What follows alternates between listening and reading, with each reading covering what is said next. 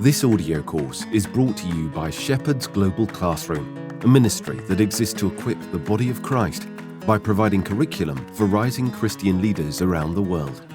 For a digital or print copy of this study, complete with study questions, assignments, and tests, please download the free Shepherd's Global Classroom app to your iOS or Android device or visit our website at shepherdsglobal.org.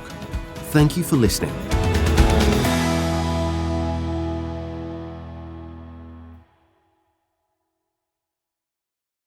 Lesson 9, Connection and Engagement. Introduction. The coaches of sports teams understand that talent is not enough. The team members must be motivated to do their best.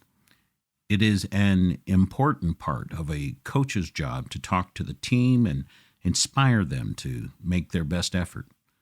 The crowd of spectators cheers the team because encouragement helps the players do better. If a team member simply learned the skills and did his job to be paid, that would not be enough to achieve victory. This principle applies not only to sports, but to every organization. The success of an organization depends on the commitment of the people involved. True commitment means that they commit their abilities and minds to make the organization succeed. Commitment put into action is engagement. A person who is engaged is connected, involved, and committed. Illustrations of engagement. George worked for a business that sold lumber from a large yard. His job was to help customers load their trucks. He noticed a stack of boards in the yard that had fallen over. After helping a customer, he went and stacked the boards neatly, even though the boss had not told him to do it. Why did George do this? Michael played basketball for a professional team. During a game, he started to make a shot at the basket, but was not in a good position. He quickly threw the ball to another player who was in a better position to score. Why did Michael not try to score himself? Piotr worked at a gas station, putting gas into cars for customers. When there were many customers, Piotr literally ran to the next customer to save time. Why did Piotr run? On Sunday, Harold noticed that the roof of the church had been damaged by a falling tree. On Monday, Harold bought materials and came with his tools to fix the roof. Harold did not own the church building and did not get paid to do this work. Why did Harold fix the roof? Elaine worked in a grocery store as a cashier. One afternoon, as she was going to take her break, she saw that some cooking oil had been spilled in the floor. Instead of taking her break, she cleaned up the spilled oil. Why did Elaine give up her break to clean up the spill? Carl was a church deacon and Sunday school teacher. One Sunday morning, he arrived at the church early and found that the toilet had not been cleaned. He cleaned the toilet before the rest of the congregation arrived. Why did Carl clean the toilet? If only the owner of a business cares about its success, the business will not do well. If only the pastor of the church wants the church to succeed, the church will fail. If only the coach wants the team to win, the team will lose. Understanding engagement. For a person to be engaged means that he will do his best, not just what is required. He will use his abilities and his ideas for the organization. He is not limited to a scheduled amount of time and a specific task. Not only his hands, but his head and heart are involved.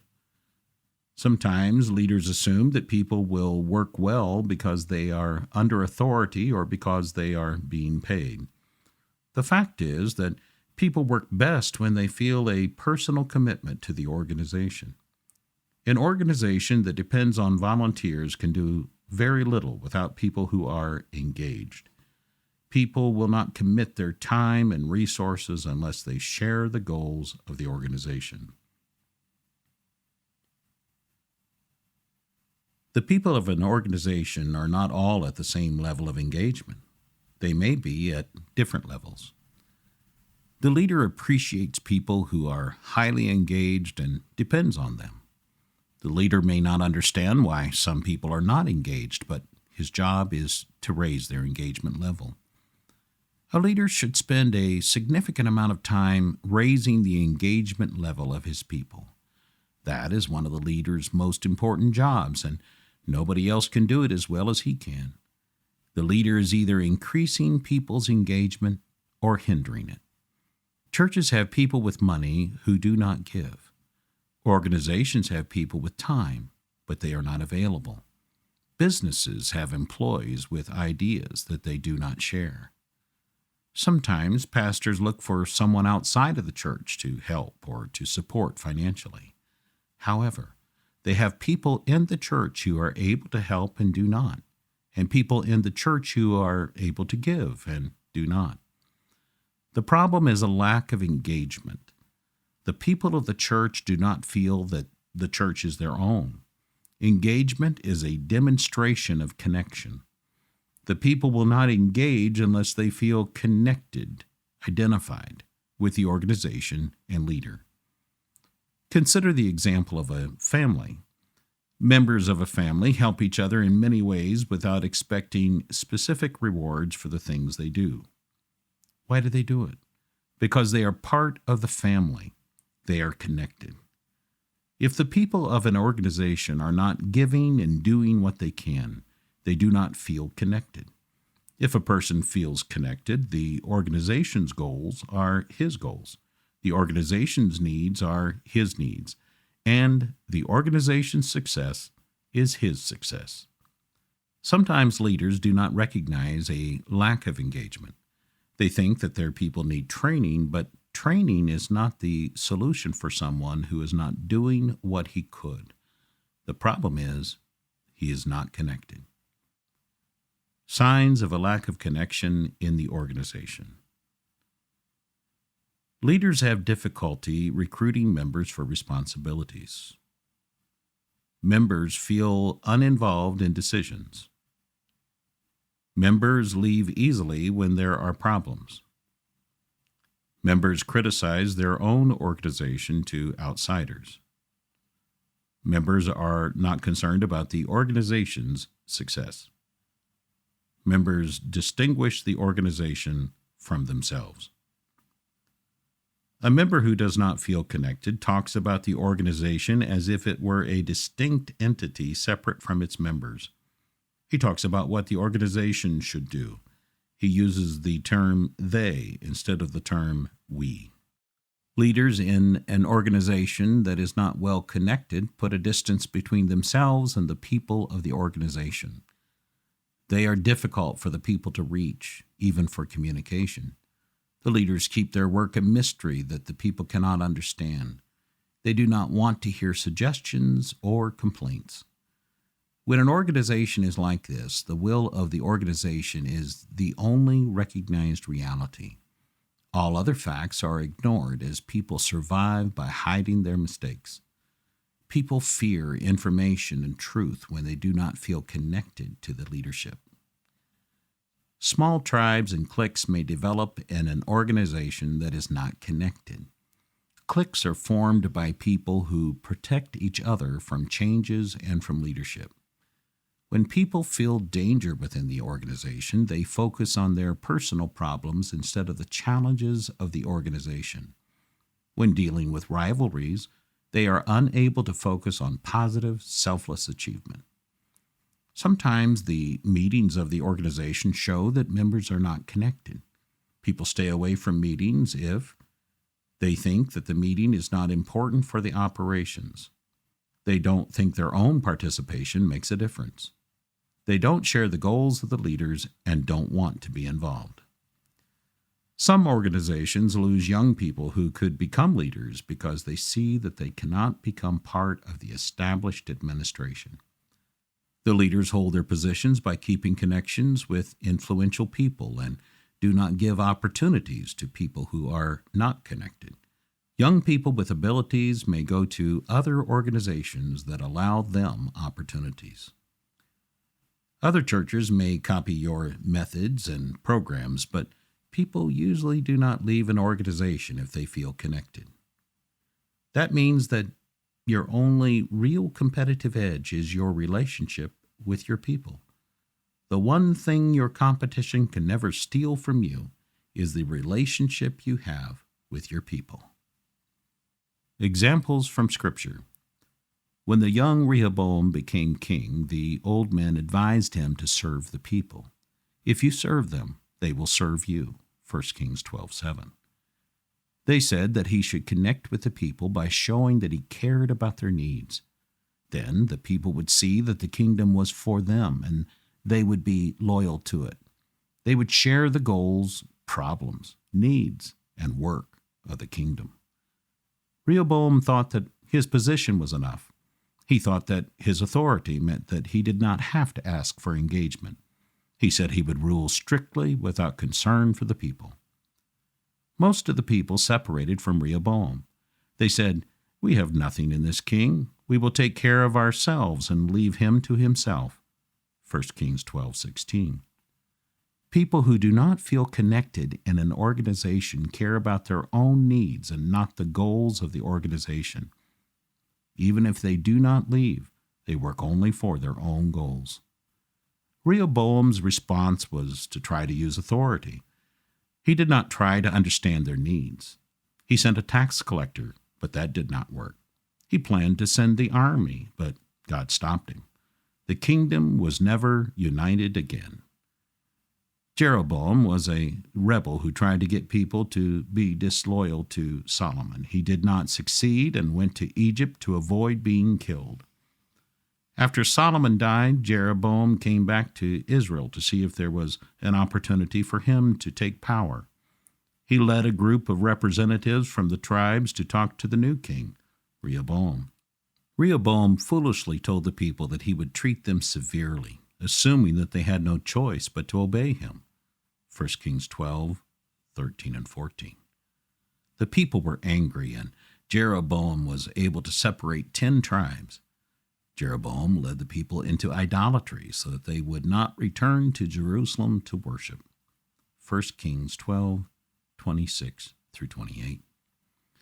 In this situation, who was the good leader and who was the bad one? Both were bad. Rehoboam's foolishness gave an opportunity to a scheming leader with bad character. Jeroboam was willing to do anything to get power for himself, including taking people away from the worship of God. Many ministry leaders still use the dissatisfaction of people to build their own influence. They often use dishonesty, encourage gossip and disloyalty, and teach false doctrine. How to build connection. Connection is done with individuals better than with crowds or through programs. A leader who wants to build his personal connection with his people should start with the simple principles of friendliness. He should compliment their qualities. He should make conversation about things not relating to the work. He should show interest in their families and personal situations. He should treat them with respect and show that he values them. Never write anything to anyone, even in a personal letter, if you would not want it to be published or quoted. You do not know who might see it. Remember, when speaking to people in conversation, that your words might be quoted to others. Don't say things that you would be embarrassed to explain to other people later. Some leaders want to impress their people so that people will want to follow them. But for building connections, it is more important to be impressed by your people than for you to impress them. There is an old saying, they don't care how much you know until they know how much you care.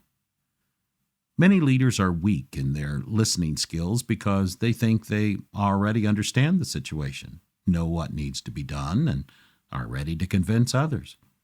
People do not engage if their opinions are not valued. By failing to listen and appreciate input, a leader devalues his people so that they don't give their best. Sometimes people in an organization have strong feelings. They speak with anger or frustration.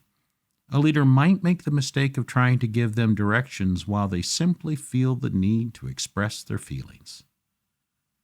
Stephen M. R. Covey explains, 1. Generally, as long as a person is communicating with high emotion, he or she does not yet feel understood. 2. A person will usually not ask for your advice until he or she feels understood. To offer advice too early will usually only stir up more emotion or cause someone to simply ignore what you say.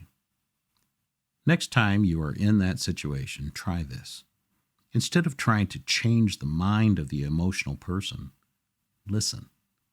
Show that you understand by affirming their feelings.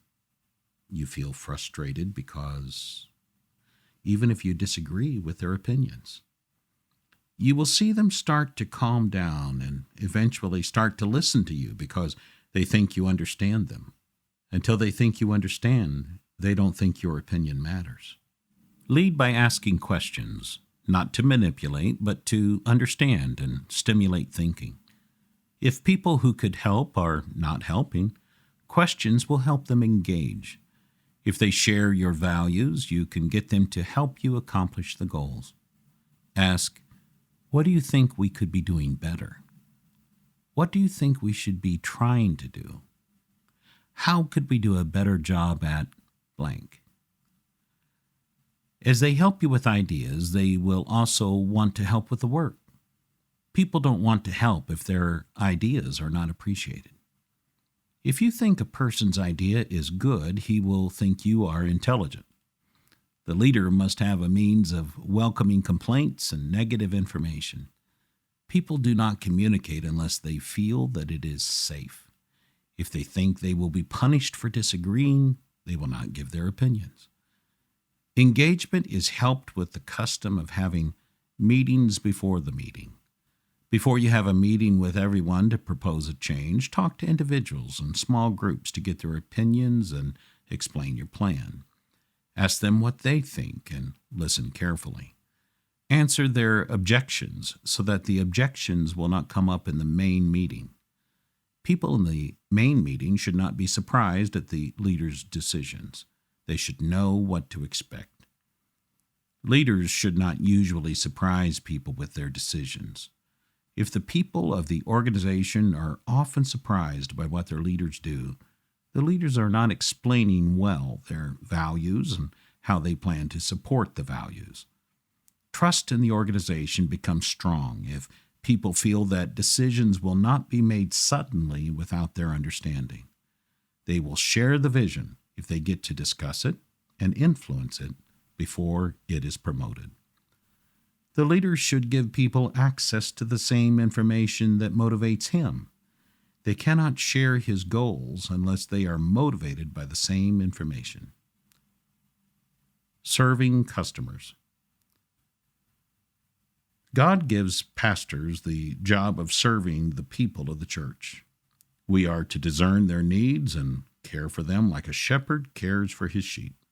As church leaders, we should study principles of serving customers, not from the priority of making a business succeed, but from the priority of meeting the needs of people.